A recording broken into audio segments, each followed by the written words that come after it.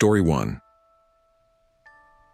During my teenage years at 17, I worked part-time as a pizza delivery boy in a quaint town nestled amidst rolling hills and cozy neighborhoods.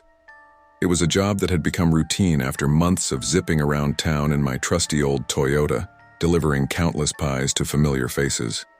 One evening during a late shift on a Friday or Saturday night, I found myself on the road for a delivery that stood out from the usual. The order came through for a woman named Karen, and her house was unusually distant, a 15-minute drive away from our usual delivery radius.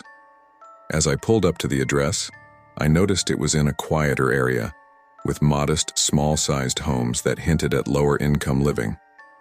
The street was dimly lit, with only a few lights glowing through windows. Approaching the door with the pizza box in hand, I was startled by a voice from a neighboring house calling out to me. A woman leaned out of a window, explaining that the pizza was actually for them, as there had been a mix-up with the address. I thanked her for the clarification and made my way next door. The house where I was delivering had a broken doorbell, so I knocked loudly on the main door. After what felt like an eternity, the door swung open, revealing a woman in her mid-40s, who greeted me with an oddly flirtatious smile. She called out for someone named Charles, insisting he come and look at how handsome the delivery boy is. Another woman, similarly aged, joined her at the door, both giving me the same appraising look that made me blush with youthful shyness. They invited me inside for a glass of wine, and despite feeling a bit out of my depth, I agreed, enticed by the promise of a potentially larger tip. Inside, the atmosphere was oddly charged. The women, who I later learned were named Karen and Chelsea, showered me with compliments, commenting on my dimples and playfully teasing my shy demeanor. I sat awkwardly on their couch, sipping at a glass of wine that I pretended to enjoy, all the while feeling a growing sense of unease. Their flirtatious behavior soon took a strange turn when they suggested showing me something in the basement. Their insistence and secretive smiles set off alarm bells in my mind, but wanting to appear cool and confident, I agreed to follow them downstairs. As I descended the creaky stairs into the dimly lit basement, a feeling of dread washed over me. I caught a glimpse of movement, a shadowy figure in the corner, before the women urged me forward. Suddenly, my instincts screamed danger. Something wasn't right. Just as I was about to voice my concerns, I heard footsteps behind me and turned to see Karen and Chelsea sneaking up the stairs with blank expressions. It was then that I made a split-second decision to retreat, closing the basement door behind me. The women's laughter turned eerie as I hurriedly collected the payment and made a hasty exit, never looking back. Safely back in my car, I couldn't shake the image of the towering man who had appeared in the doorway, his chilling words lingering in my mind.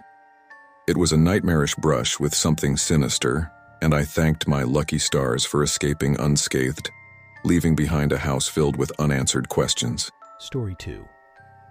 In my final week at an Italian restaurant, I juggled various duties from cashiering to bussing tables, but delivering pizzas was always a highlight. One particular evening, I received a sizable order for 3 specialty pies, destined for a part of town known for its rougher reputation. Ignoring any misgivings, I set out with the pizzas in tow. Navigating through the maze of streets, I arrived at the given address, only to find the house shrouded in darkness. An unsettling silence hung in the air, broken only by the distant strains of a piano playing from within. Tentatively, I approached the front door, noticing it was slightly ajar. My knocks went unanswered, prompting me to circle around to the back of the house.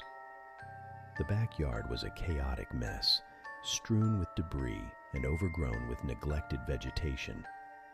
Knocking again at the back door, I peered through grimy glass into what looked like a neglected storm room. With no response, I retraced my steps to the front, calling a coworker to confirm the address. Assured that I was in the right place, I cautiously pushed open the door, the sound of eerie piano music guiding me deeper into the dimly lit house. The interior was eerily quiet, save for the haunting melody that seemed to lead me further inside. The musty smell and disarray only heightened my unease. When I called out, a disembodied voice directed me through the living room towards the dining area. A sense of foreboding gripped me as I peered into the dining room, catching sight of the piano, but no sign of anyone playing it. Alarmed, I retreated, shutting the door behind me and hastening back to the safety of my car.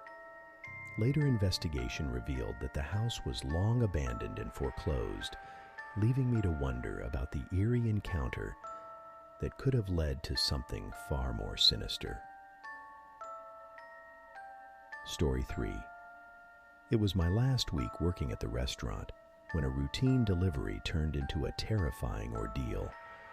Sent on a late-night run for a substantial order, I approached the address cautiously, aware of the neighborhood's less than savory reputation. As I rang the doorbell, I was met by a man who opened the door with a pistol in hand, sending a jolt of fear through me. 2 more men appeared, grabbing me while the first held me at gunpoint, their rapid-fire Spanish adding to my confusion and terror. Ordered to hand over my belongings, I complied, my mind racing with thoughts of survival. They seized my wallet, phone, and even my watch before threatening me with harm if I ever spoke of the incident. Roughly pushed out of the house, I landed on the ground outside, bloodied and shaken. The door slammed shut, leaving me in a state of shock. Returning to the restaurant was out of the question. I drove home in silence, my mind reeling from the traumatic experience. Upon reaching home, my appearance and demeanor alerted my family that something was wrong. Tearfully, I recounted the robbery, and with my father's connections, swift action was taken to apprehend the perpetrators. Despite the arrests, the lingering fear of retribution kept me on edge, with every sound outside my window triggering memories of that harrowing night. The knowledge that one of the criminals remained at large added an extra layer of anxiety, a constant reminder of the dangers that lurk beneath seemingly ordinary circumstances.